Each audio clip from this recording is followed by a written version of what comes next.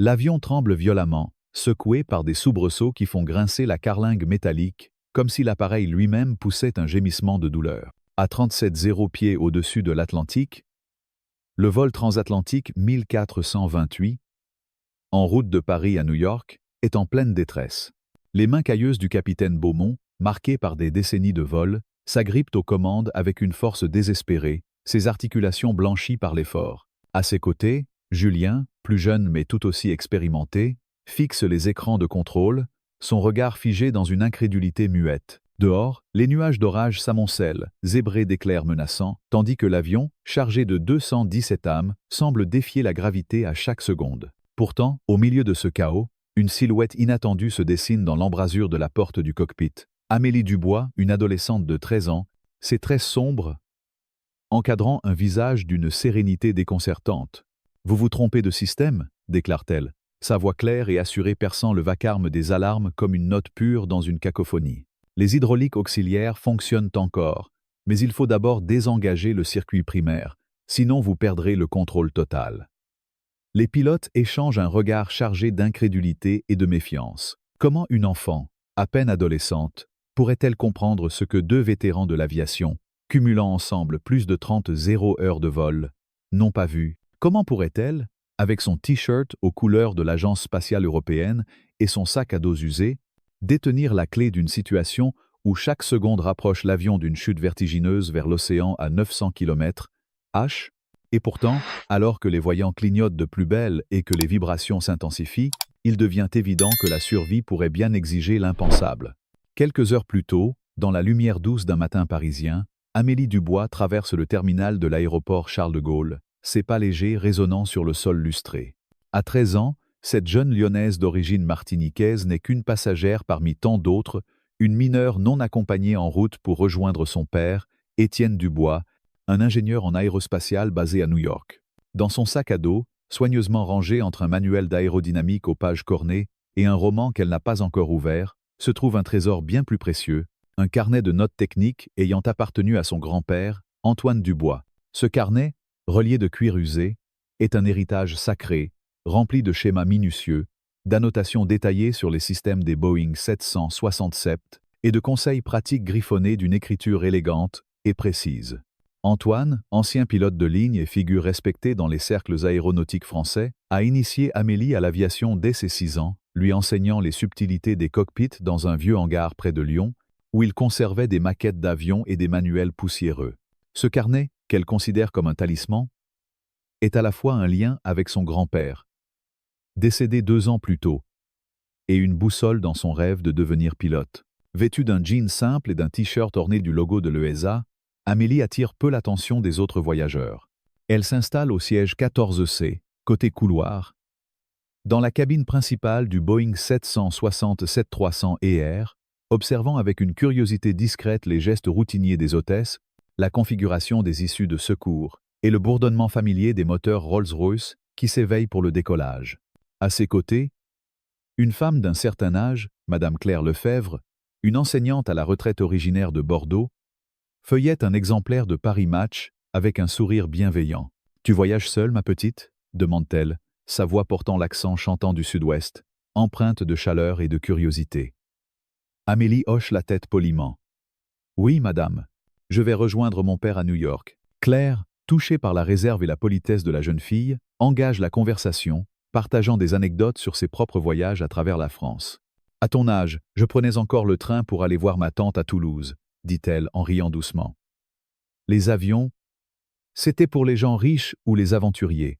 Amélie sourit, mais son attention reste partagée, ses yeux glissant vers les hublots où le ciel parisien s'éclaircit à mesure que l'avion s'aligne sur la piste. À quelques rangées devant, un garçon de 9 ans, Lucas, voyageant avec sa mère, observe Amélie avec une fascination évidente. Lorsqu'il passe près de son siège pour se rendre aux toilettes, il s'arrête, intrigué par le carnet qu'elle tient ouvert, où elle note méthodiquement des détails sur le vol, type d'avion, numéro de vol, conditions météorologiques, heure de départ. « Tu veux être pilote ?» demande-t-il, ses yeux brillants de curiosité. Amélie, amusée par son enthousiasme, répond avec un sourire « Oui, et peut être astronaute un jour. » Lucas, émerveillé, retourne à son siège, déjà convaincu que cette adolescente est différente, comme sortie d'un roman d'aventure. Le vol débute sans encombre, l'avion s'élevant gracieusement dans le ciel clair au-dessus de la France. Amélie, absorbée par son manuel d'aérodynamique, lit un chapitre sur les flux d'air autour des ailes, mais son attention est bientôt attirée par une sensation subtile. Une vibration légère, presque imperceptible, qui se propage à travers le plancher de la cabine. Pour la plupart des passagers, ce frémissement passerait inaperçu, noyé dans le ronronnement des moteurs et le brouhaha des conversations. Mais pour Amélie, formée par des années d'écoute attentive des récits de son grand-père, c'est un signal d'alerte. Elle referme son livre, pose une main sur le carnet d'Antoine et écoute, ses sens aiguisés captant un rythme anormal dans les vibrations. Elle ouvre le carnet, feuilletant rapidement les pages jusqu'à trouver une note manuscrite. Vibration rythmique accompagnée d'un bruit métallique equal possible, fuite dans le circuit hydraulique primaire. Vérifier la pression immédiatement. Basculer sur auxiliaire si nécessaire. Son pouls s'accélère. Elle n'est qu'une passagère, une adolescente de 13 ans sans aucune autorité à bord, mais son instinct, forgé par des années d'apprentissage, lui crie que quelque chose ne va pas. Elle hésite, partagée entre le besoin d'agir et la crainte de ne pas être prise au sérieux. Soudain, la voix du capitaine Beaumont résonne dans l'interphone, son ton professionnel mais légèrement crispé, trahissant une tension sous-jacente. « Mesdames et messieurs, ici votre commandant. Nous rencontrons une légère turbulence en raison d'un système météorologique à l'approche. Par mesure de précaution, j'ai allumé le signal des ceintures. Veuillez regagner vos sièges et attacher vos ceintures. » Dans la cabine, les hôtesses commencent à parcourir les allées, vérifiant que les passagers sont bien attachés. Sophie Martin, une jeune hôtesse originaire de Marseille, énergique et efficace, passe près du siège d'Amélie. Celle-ci, incapable de rester silencieuse, se penche vers elle. « Madame, je crois qu'il y a un problème avec le système hydraulique, dit-elle à voix basse, pour ne pas alarmer les autres passagers. Les vibrations ne sont pas normales. C'est être une fuite dans le circuit primaire. » Sophie, surprise par l'assurance de cette adolescente, fronce les sourcils. « Comment peux-tu savoir ça ?» demande-t-elle. Son ton mêlant curiosité et scepticisme. « Tout va bien, ma chérie. » Le commandant et son équipe sont très expérimentés. Mais Amélie, tenant son carnet comme une preuve tangible, insiste. « Mon grand-père était pilote. Il m'a appris à reconnaître ces signes. Pouvez-vous au moins en parler au commandant ?» Sophie hésite, son regard passant du carnet aux yeux déterminés d'Amélie. Elle hoche finalement la tête.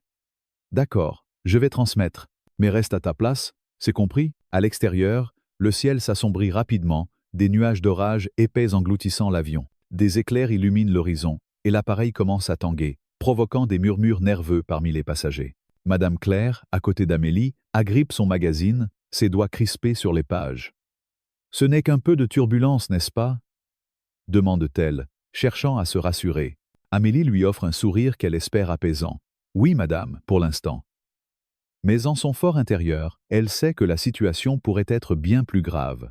Lucas, de son siège, la regarde avec un mélange d'inquiétude et d'admiration. Comme si elle détenait un secret que personne d'autre ne comprend. Une secousse plus violente secoue soudain l'avion, faisant tomber plusieurs masques à oxygène dans la cabine avant. Des cris étouffés s'élèvent, et l'atmosphère, jusque-là calme, bascule dans une tension palpable. Les hôtesses, dont Sophie et sa collègue Diane, une femme plus âgée à l'allure sévère, s'activent pour sécuriser les passagers et ranger les objets mobiles. Amélie, incapable de rester immobile, détache sa ceinture, ignorant les protestations de Claire. « Jeune fille, le signal est allumé !» s'exclame l'enseignante, alarmée. « Je dois parler à l'équipage !» répond Amélie, sa voix ferme malgré le tremblement de ses mains. Tenant son carnet comme un bouclier, elle avance dans l'allée, se tenant au dossier des sièges pour garder l'équilibre alors que l'avion tangue. Dans la cuisine avant, elle trouve Sophie en pleine discussion avec Diane. « Cette gamine prétend qu'il y a un problème hydraulique », explique Sophie, son ton oscillant entre incrédulité et inquiétude. Diane, les bras croisés, lève les yeux au ciel. Une enfant, elle a trop regardé de films catastrophes. Retourne vérifier les ceintures, Sophie. Mais à cet instant, un passager assis à proximité, Pierre Dupont, un homme d'une soixantaine d'années à l'air distingué, intervient. « Attendez, dit-il, sa voix grave attirant l'attention. J'ai entendu ce qu'elle a dit. Ces vibrations, Elles correspondent à une possible défaillance du circuit hydraulique primaire. J'ai travaillé comme ingénieur chez Boeing pendant 25 ans. Elle pourrait avoir raison. Pierre, avec ses lunettes à monture fine et son costume légèrement froissé, désigne le carnet d'Amélie. « Qu'est-ce que tu as là ?»« Dedans ?» demande-t-il, intrigué. Amélie, surprise par ce soutien inattendu, ouvre le carnet à une page annotée. « Mon grand-père, Antoine Dubois, était pilote. Il m'a appris à reconnaître les signes d'une défaillance hydraulique. Regardez, ici, il décrit exactement ce qu'on ressent. Un bruit métallique et des vibrations rythmiques. » Pierre examine la page, ses yeux s'écarquillant légèrement. « C'est remarquablement précis pour une adolescente, » murmure-t-il. Il se tourne vers Sophie. « Vous devriez la laisser parler au commandant. » Si elle a raison, chaque seconde compte. Sophie, déchirée entre le protocole strict de l'aviation et l'urgence de la situation, jette un regard à Amélie. La détermination dans les yeux de la jeune fille, combinée à l'appui de Pierre, semble faire pencher la balance. « D'accord, » dit-elle enfin. « Mais tu restes ici jusqu'à ce que je revienne. » Elle disparaît vers l'avant de l'avion, laissant Amélie avec Pierre et Diane, qui observent la scène avec un mélange de méfiance et de curiosité. Dans la cabine, la situation s'aggrave. Les secousses deviennent plus fréquentes, et un bruit aigu, semblable à un gémissement mécanique, s'ajoute au chaos. Les passagers, désormais pleinement conscients du danger, commencent à paniquer. Madame Claire, toujours à son siège, murmure une prière, ses doigts serrant un chapelet qu'elle a sorti de son sac. Lucas, quant à lui, fixe l'allée où Amélie se tient, comme si elle était la clé d'un mystère qu'il ne comprend pas encore. À l'avant, une annonce du copilote, Julien Moreau, retentit, sa voix tendue. « Mesdames et messieurs, veuillez rester calmes. Nous rencontrons des difficultés techniques, mais l'équipage travaille à les résoudre. Restez attachés et suivez les instructions des hôtesses. » Cette annonce, loin de rassurer, intensifie l'angoisse dans la cabine.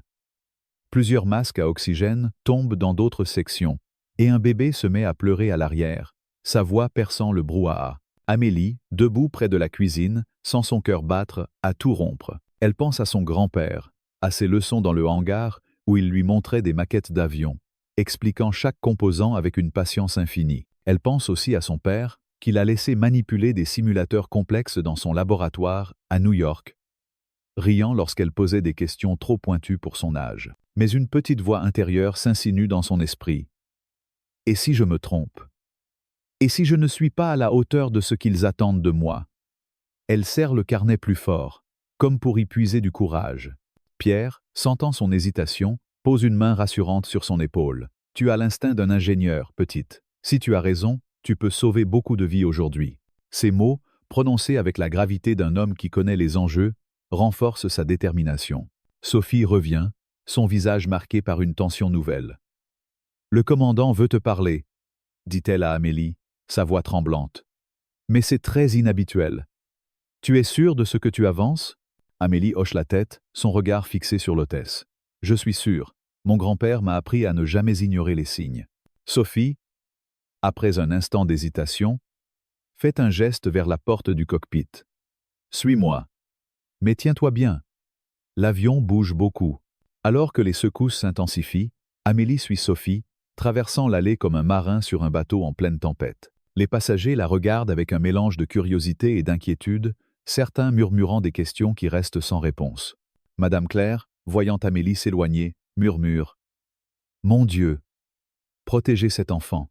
À l'entrée du cockpit, Sophie entre un code sur le panneau de sécurité et la lourde porte s'ouvre avec un clic métallique. Amélie pénètre dans l'espace exigu, immédiatement submergée par le chaos des alarmes et des voyants rouges. Le capitaine Beaumont, ses cheveux grisonnants trempés de sueur, se retourne à moitié, son expression un mélange de tension et d'incrédulité. « C'est elle ?»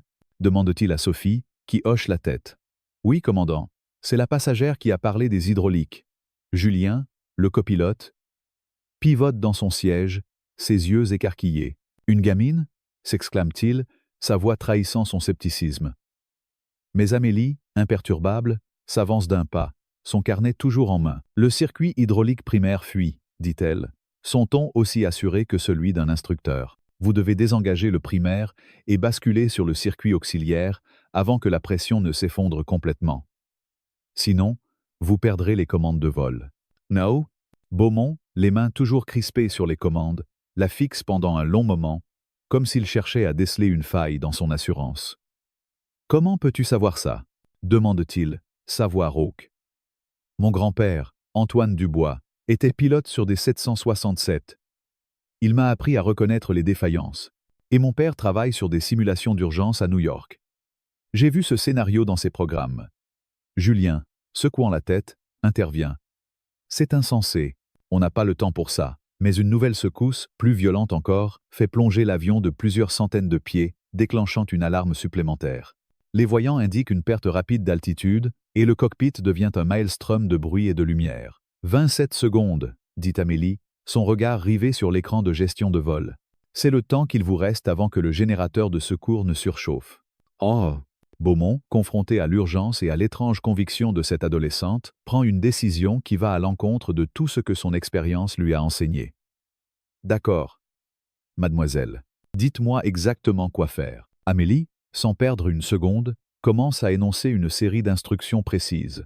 Désengager le circuit primaire, activer l'auxiliaire, vérifier les indicateurs de pression. Ces mots, techniques et fluides, semblent appartenir à un autre monde, celui d'un vétéran et non d'une adolescente. Julien, malgré son scepticisme initial, commence à exécuter les commandes qu'elle indique, tandis que Beaumont maintient l'avion sur une trajectoire fragile. Les alarmes s'atténuent une à une, et l'avion, bien que toujours secoué par la tempête, semble répondre à nouveau. Dans la cabine, l'angoisse atteint son paroxysme. Les passagers, attachés à leur siège, échangent des regards terrifiés. Madame Claire, les mains jointes, murmure des prières, tandis que Lucas, blotti contre sa mère, demande à voix basse « Est-ce que la fille va nous sauver ?» Sa mère, incapable de répondre, le serre plus fort. Pierre, toujours à l'avant, observe la porte du cockpit avec une intensité silencieuse, comme s'il pouvait voir à travers le métal la bataille qui se joue pour leur survie. Sophie, revenue dans la cabine, tente de maintenir le calme. Mais son propre visage trahit son anxiété. « Tout va bien », répète-t-elle mécaniquement. Bien que personne, pas même elle, n'y croit vraiment. Amélie, dans le cockpit, continue de guider les pilotes, son carnet ouvert sur ses genoux comme une carte au trésor. Elle sent le poids de la responsabilité, mais aussi une étrange clarté, comme si toutes les leçons de son grand-père, toutes les heures passées dans le laboratoire de son père, convergeaient vers cet instant précis. Elle pense à Antoine, à sa voix grave lui disant « La connaissance, c'est le pouvoir, Amélie. Mais c'est aussi un devoir. Elle sait qu'elle ne peut pas échouer, pas maintenant. Pas avec 217 vies en jeu. » Alors que l'avion stabilise légèrement, Beaumont lui jette un regard, un mélange de respect et d'étonnement. « Où as-tu appris tout ça ?» demande-t-il, sa voix adoucie par l'espoir naissant. « Chez moi », répond Amélie simplement. « Avec ma famille. » Et tandis que l'orage continue de rugir à l'extérieur, Amélie Dubois, une adolescente de 13 ans, devient l'improbable phare dans la tempête, guidant un avion en détresse vers une chance de survie. Dans le cockpit du Boeing 767, l'air est saturé de tension, chaque seconde semblant s'étirer à l'infini tandis que les alarmes, bien que moins nombreuses, continuent de clignoter sur les panneaux de contrôle. Amélie Dubois, à peine 13 ans, se tient debout dans l'espace exigu, son carnet de notes techniques serré contre sa poitrine comme un bouclier. Ses tresses sombres encadrent un visage concentré, ses yeux noirs scrutant les écrans avec une intensité qui contraste avec son jeune âge. Le capitaine Laurent Beaumont, ses mains toujours crispées sur les commandes, suit ses instructions avec une précision mécanique, tandis que le copilote, Julien Moreau, manipule les interrupteurs du circuit hydraulique auxiliaire, suivant les directives précises qu'Amélie énonce d'une voix claire et assurée. « Vérifiez la pression sur le circuit B, dit-elle, son ton dénué de toute hésitation. Si elle dépasse 3,0 psi, vous devrez réduire la puissance sur le moteur gauche pour éviter une surcharge. » Julien, encore sous le choc de voir une adolescente donner des ordres dans un cockpit en pleine crise, échange un regard rapide avec Beaumont. « Comment sait-elle tout ça ?» murmure-t-il, mais il obéit, ses doigts actionnant les commandes avec une rapidité née de l'urgence. Dehors, les nuages d'orage grondent, des éclairs illuminant par intermittence les ailes de l'avion, tandis que le vol transatlantique 1428, en route de Paris à New York, continue sa lutte contre une défaillance critique. À 37,0 pieds, chaque décision est une question de vie ou de mort, et Amélie, contre toute attente, est devenue la voix de la raison dans ce chaos. Dans la cabine, l'atmosphère est un mélange de peur contenue et de panique silencieuse. Les passagers, attachés à leur siège, échangent des regards nerveux, certains serrant les mains de leurs voisins, d'autres murmurant des prières. Madame Claire Lefebvre, l'enseignante à la retraite assise près du siège vide d'Amélie, tient son chapelet avec une ferveur renouvelée, ses lèvres articulant des mots inaudibles. À quelques rangées, Lucas, le garçon de 9 ans fasciné par Amélie, se blottit contre sa mère, ses yeux fixés sur la porte du cockpit. « Elle est là, dedans, n'est-ce pas ?» demande-t-il à voix basse. Sa mère, une femme élégante portant un foulard en soie, hoche la tête sans répondre, son regard chargé d'inquiétude. À l'avant, Pierre Dupont, l'ancien ingénieur de Boeing, observe la scène avec une attention particulière, ses lunettes glissant légèrement sur son nez alors qu'il tente de comprendre ce qui se passe. Il a été le premier à soutenir Amélie lorsqu'elle a signalé la défaillance hydraulique, et maintenant, il se sent étrangement investi dans son succès, comme si sa propre carrière d'ingénieur trouvait un écho inattendu dans cette adolescente audacieuse. Sophie Martin, l'hôtesse de l'air qui a escorté Amélie jusqu'au cockpit, revient dans la cabine pour maintenir l'ordre, mais son visage trahit une tension croissante. Elle échange quelques mots rapides avec sa collègue Diane, dont l'expression sévère s'est adoucie en une sorte de respect réticent. « Elle est vraiment là, dedans ?» demande Diane, incrédule. « Avec le commandant ?» Sophie acquiesce, son regard passant rapidement sur les passagers. « Oui, et d'après ce que j'ai entendu, elle sait de quoi elle parle. » Diane secoue la tête, mais ne proteste pas. Une nouvelle secousse secoue l'avion, faisant vaciller les lumières de la cabine et déclenchant des exclamations étouffées. Sophie s'agrippe à un siège pour garder l'équilibre, puis reprend ses instructions. « Restez calme, s'il vous plaît. » L'équipage fait tout son possible, mais ces mots, bien que professionnels, manquent de conviction. Les passagers sentent que quelque chose de grave se passe, et l'absence d'Amélie à son siège 14C alimente les murmures. « Où est la petite ?» demande Claire à Sophie, sa voix tremblante. Sophie hésite, puis répond vaguement « Elle aide, d'une certaine manière. Restez attachée, madame. » Dans le cockpit, Amélie continue de guider les pilotes à travers une séquence complexe de procédures d'urgence. « Maintenant, activez le bypass manuel pour le système de gestion de vol, » dit-elle, feuilletant son carnet pour confirmer une note de son grand-père. Sinon, l'ordinateur va continuer à envoyer des données erronées à cause de la foudre. Beaumont, dont l'expérience de 34 ans dans l'aviation lui a appris à ne jamais céder le contrôle, sent une étrange admiration naître pour cette adolescente. « Tu es sûr de toi ?» demande-t-il, non pas par doute, mais pour s'assurer qu'il suit correctement. Amélie hoche la tête, ses yeux ne quittant pas les écrans. « Oui, monsieur. Mon grand-père m'a fait mémoriser chaque scénario de panne possible. Il disait toujours, dans un cockpit, il n'y a pas de place pour l'hésitation. » Julien, malgré son scepticisme initial, commence à exécuter les instructions avec une confiance croissante.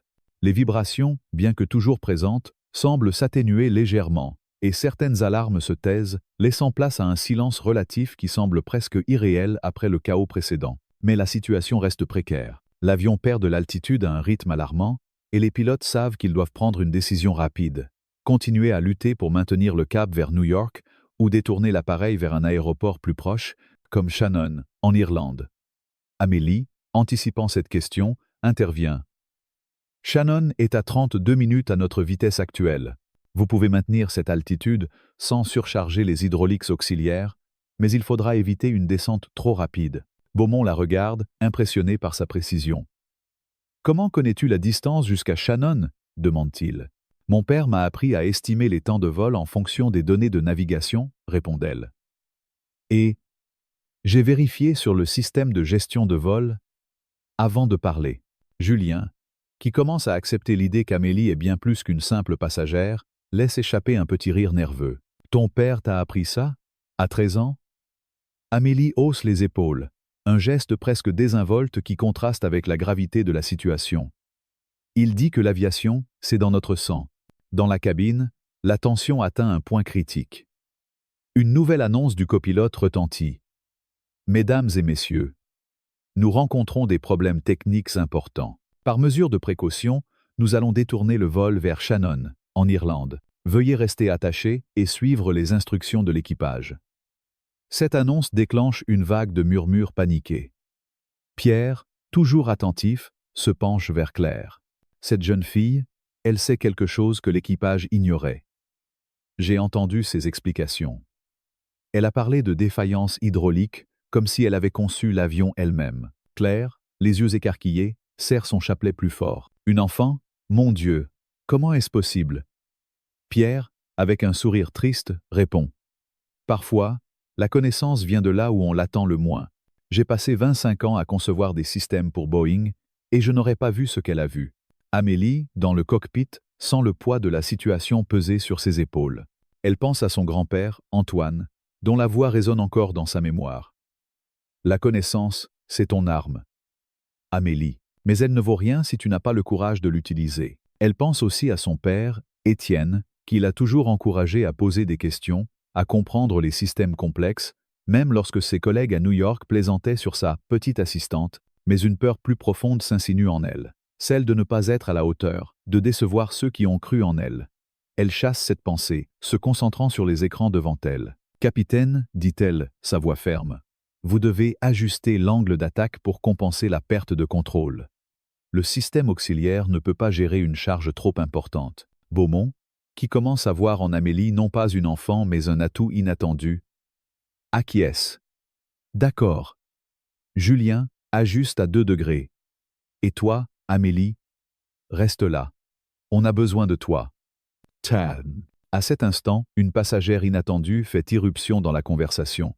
Camille Laurent, une journaliste indépendante assise près de la cuisine avant, qui a entendu des bribes de l'échange entre Amélie, Sophie et Pierre. Armée de son carnet de notes et de son instinct de reporter, elle s'approche discrètement de Sophie. « Cette fille? Elle est vraiment dans le cockpit ?» demande-t-elle, son stylo prêt à écrire. Sophie, débordée, répond sans réfléchir. « Oui, et elle semble savoir ce qu'elle fait. » Camille, sentant une histoire extraordinaire, commence à griffonner des notes, déterminée à documenter ce moment. « Une adolescente qui aide à sauver un avion ?» murmure-t-elle. « Ça va faire la une. » Pierre, qui a remarqué l'intérêt de Camille, l'interrompt doucement. « Ne la transformez pas en héroïne avant qu'on soit au sol. Elle a assez de pression comme ça. » Camille hoche la tête, mais son regard brille d'excitation. Elle sait que, si l'avion atterrit sain et sauf, l'histoire d'Amélie Dubois deviendra légendaire. Dans le cockpit, la situation s'améliore légèrement, mais reste critique. Les hydrauliques auxiliaires répondent, mais l'avion nécessite une attention constante pour maintenir une trajectoire stable. Beaumont, en communication avec le contrôle aérien, obtient une autorisation prioritaire pour atterrir à Shannon. Vol 1428, vous êtes autorisé pour la piste 6. Priorité absolue. Les équipes d'urgence sont en place. Annonce une voix calme dans la radio. Amélie, toujours concentrée, remarque un voyant clignotant sur le panneau des trains d'atterrissage. Capitaine, le système d'extension des trains est lié au circuit hydraulique primaire. Vous devrez utiliser le mécanisme manuel. Julien, épuisé par la tension, se tourne vers elle. Manuel, ça n'a pas été fait en situation réelle depuis des années. Amélie, feuilletant son carnet, trouve une note de son grand-père. Extension manuelle des trains. Appliquer une pression constante, ne pas forcer. Timing crucial pour éviter le déséquilibre. Elle lit l'instruction à voix haute, et Beaumont, impressionné par sa précision, hoche la tête. Tu es un sacré phénomène. Petite. Nul. Mais alors que l'avion approche de Shannon, une nouvelle secousse, plus violente, fait plonger l'appareil de plusieurs centaines de pieds. Les alarmes reprennent de plus belle, et Amélie, pour la première fois, sent une vague de panique monter en elle. Elle ferme les yeux un instant, visualisant le visage de son grand-père, sa voix grave répétant « Reste calme, Amélie ». La panique tue plus vite qu'une défaillance mécanique. Elle rouvre les yeux, sa détermination raffermie. « Capitaine, vérifiez le générateur de secours. Il risque de surchauffer si vous ne réduisez pas la charge électrique. » Beaumont, suivant son conseil, ajuste les systèmes et l'avion retrouve une stabilité fragile. Julien, maintenant pleinement convaincu des compétences d'Amélie, lui jette un regard de respect. « Ton grand-père t'a formé comme un pilote, pas vrai ?» Amélie sourit faiblement.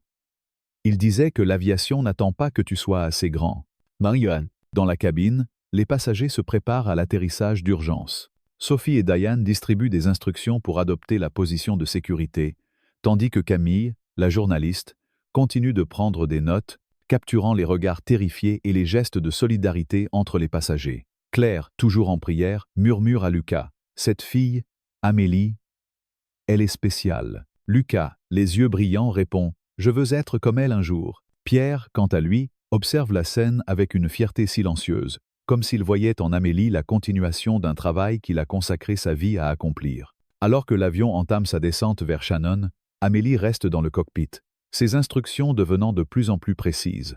Elle guide Julien à travers la séquence d'extension manuelle des trains d'atterrissage, rappelant les conseils de son grand-père sur la nécessité d'une pression constante pour éviter un blocage.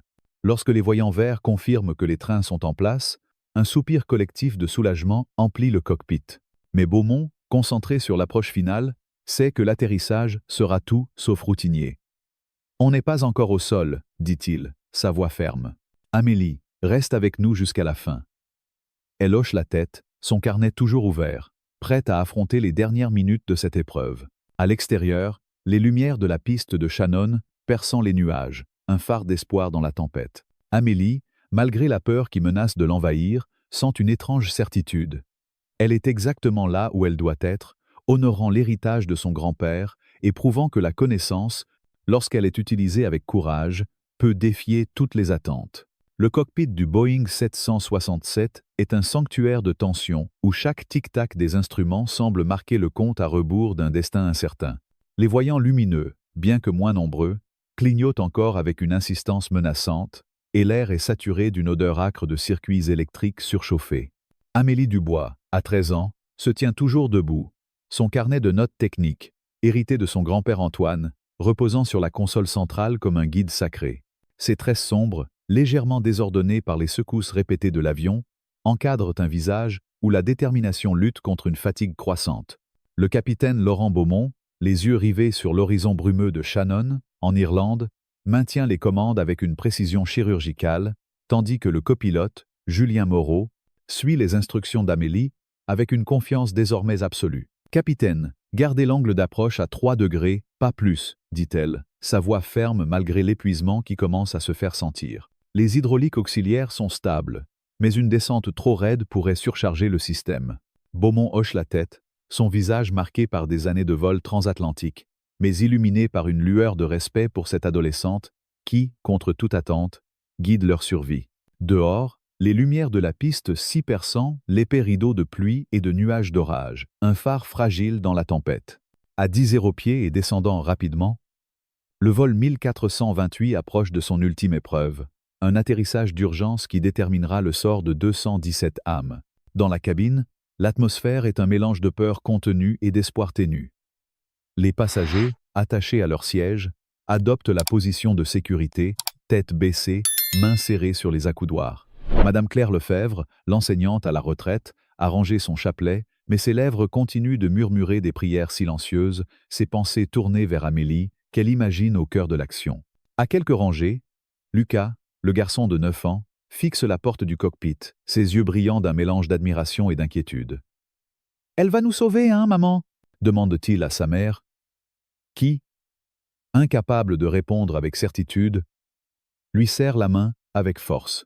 Pierre Dupont, l'ancien ingénieur de Boeing, reste assis à l'avant, ses lunettes légèrement embuées par l'humidité de la cabine. Il repense à ses années à concevoir des systèmes hydrauliques, se demandant comment une adolescente a pu identifier une défaillance qu'il aurait lui-même peiné à repérer dans un tel chaos. Sophie Martin, l'hôtesse de l'air, et sa collègue Diane parcourent les allées, vérifiant une dernière fois les ceintures et distribuant des regards rassurants, bien que leur propre cœur batte à tout rompre. Camille Laurent, la journaliste indépendante, griffonne frénétiquement dans son carnet, capturant chaque détail de cette scène dramatique. Elle sait que, si l'avion atterrit sain et sauf, l'histoire d'Amélie Dubois deviendra une légende, un récit qui transcendra les frontières et inspirera des générations. Dans le cockpit, Amélie guide les pilotes à travers les dernières étapes de l'approche. « Capitaine, les trains d'atterrissage sont confirmés en position verrouillée, » dit-elle, ses yeux passant rapidement du panneau de contrôle à son carnet, où une note de son grand-père détaille la procédure d'atterrissage d'urgence.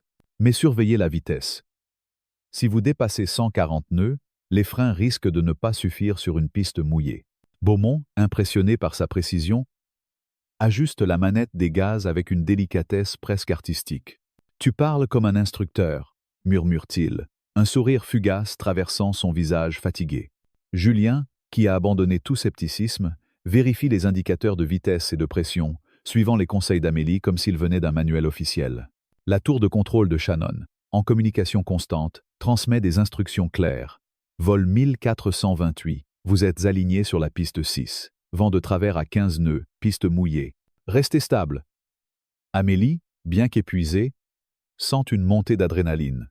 Elle pense à son grand-père, à ses leçons dans le vieux hangar près de Lyon, où il lui montrait des maquettes d'avions en expliquant « Un pilote n'abandonne jamais, Amélie ». Même quand tout semble perdu, elle pense aussi à son père, Étienne, qui l'attend à New York, ignorant encore qu'elle est au cœur d'une crise qui pourrait changer sa vie à jamais. À l'extérieur, la pluie fouette les hublots et les éclairs continuent d'illuminer le ciel, mais les lumières de la piste se rapprochent, de plus en plus nettes. Beaumont, concentré, ajuste l'angle d'approche, tandis qu'Amélie surveille les indicateurs hydrauliques. Une alarme clignote soudain, signalant une légère baisse de pression dans le circuit auxiliaire. « Capitaine, réduisez la charge sur les volets », dit-elle rapidement. « Utilisez seulement 20 degrés au lieu de 30, ça soulagera le système. » Julien, agissant immédiatement, ajuste les commandes et l'alarme s'éteint. « Comment fais-tu pour rester aussi calme ?» demande-t-il, sa voix teintée d'admiration. Amélie, sans lever les yeux de son carnet, répond simplement « Mon grand-père disait que la panique est l'ennemi du pilote. » Beaumont laisse échapper un petit rire, malgré la gravité de la situation. « Ton grand-père était un sage, dit-il. » À cet instant, l'avion franchit le seuil de la piste et le cockpit devient un espace de silence tendu, où chaque mouvement, chaque respiration semble suspendue. Dans la cabine, les passagers retiennent leur souffle alors que l'avion touche le sol avec un grondement sourd. Les pneus crissent sur la piste mouillée, et l'appareil vacille légèrement sous l'effet du vent de travers. Beaumont, guidé par les instructions d'Amélie, maintient une pression constante sur les freins, tandis que Julien surveille les inverseurs de poussée. Amélie, debout derrière eux, sent son cœur battre à tout rompre, mais elle reste silencieuse, ses yeux fixés sur les instruments. Lorsque l'avion ralentit enfin, s'immobilisant sur la piste sous une pluie battante, un silence irréel emplit le cockpit. Puis, la voix de la tour de contrôle retentit. Vol 1428, bienvenue à Shannon. Les équipes d'urgence sont sur place. Beaumont relâche les commandes, ses épaules s'affaissant sous le poids du soulagement. Il se tourne vers Amélie, ses yeux brillants. On l'a fait, petite. Grâce à toi. Amélie, pour la première fois depuis des heures, laisse échapper un sourire timide.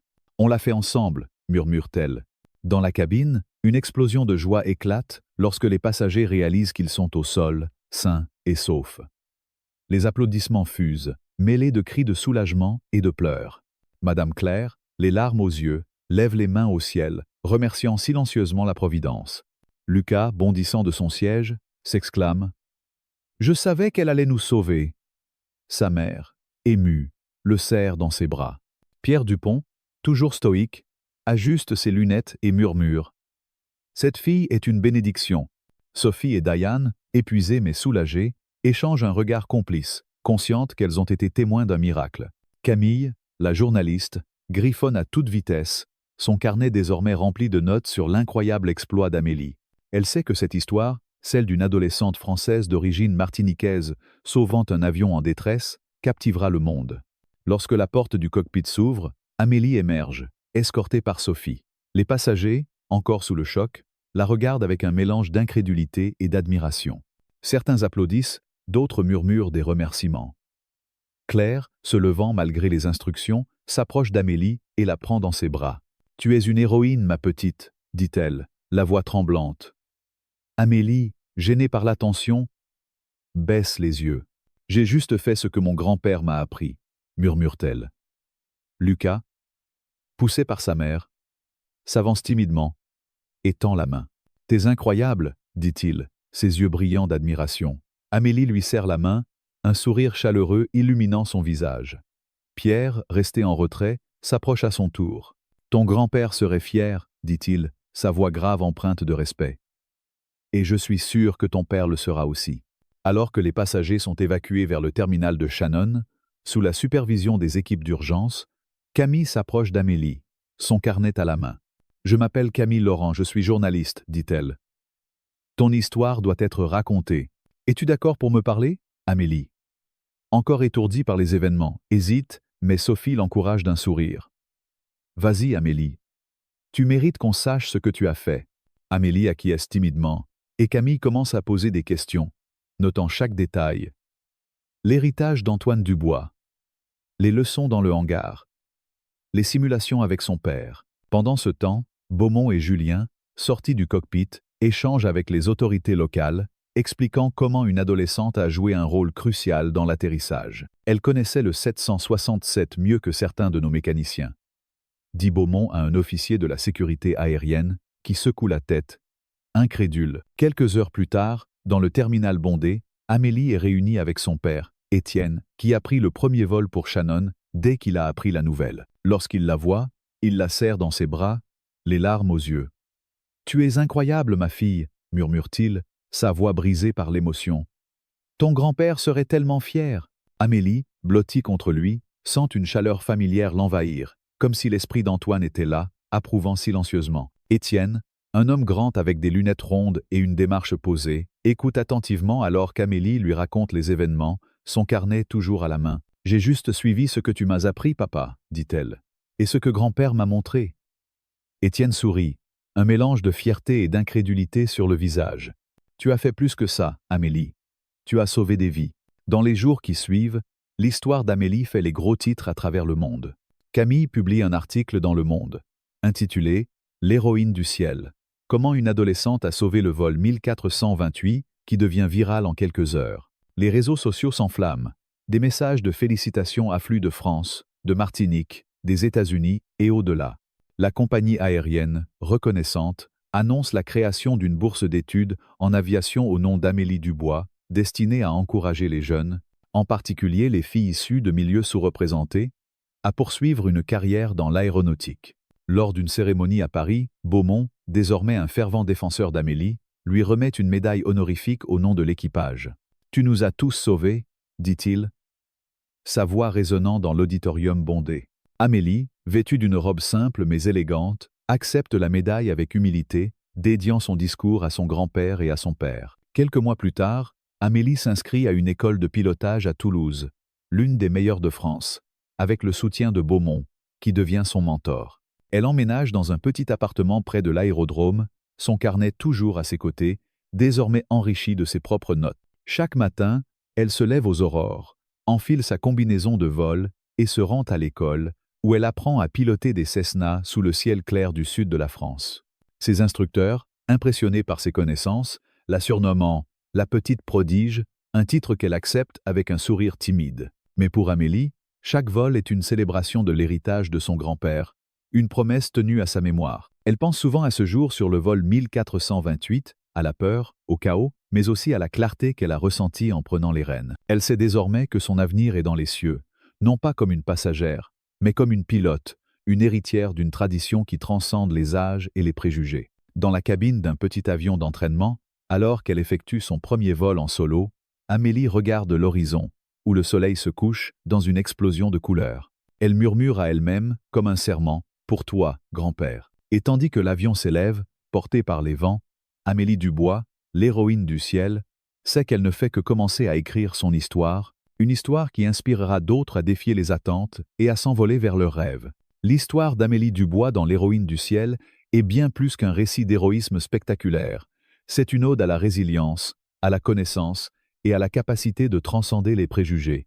Dans la culture française, où l'on valorise l'éducation, la tradition familiale et le courage discret, cette jeune fille de 13 ans incarne des valeurs profondément ancrées. Son exploit, guidé par les enseignements de son grand-père pilote et les encouragements de son père ingénieur, nous rappelle que l'héritage familial peut être une force puissante, capable de façonner des individus exceptionnels. Amélie, avec son carnet usé et sa détermination, illustre l'idée que la connaissance, lorsqu'elle est cultivée avec passion, peut devenir une arme face à l'adversité. En France, où l'on chérit les figures comme Antoine de Saint-Exupéry, dont les récits d'aviation mêlent poésie et bravoure, Amélie s'inscrit dans une lignée de héros humbles, ceux qui agissent non pour la gloire, mais par devoir. Ce qui frappe dans cette histoire, c'est la manière dont Amélie surmonte les doutes, non seulement ceux des autres, mais aussi les siens. Dans un cockpit où des pilotes chevronnés, comme le capitaine Beaumont, étaient submergés par la panique, elle a su rester calme, prouvant que l'âge ou l'apparence ne définit pas la compétence.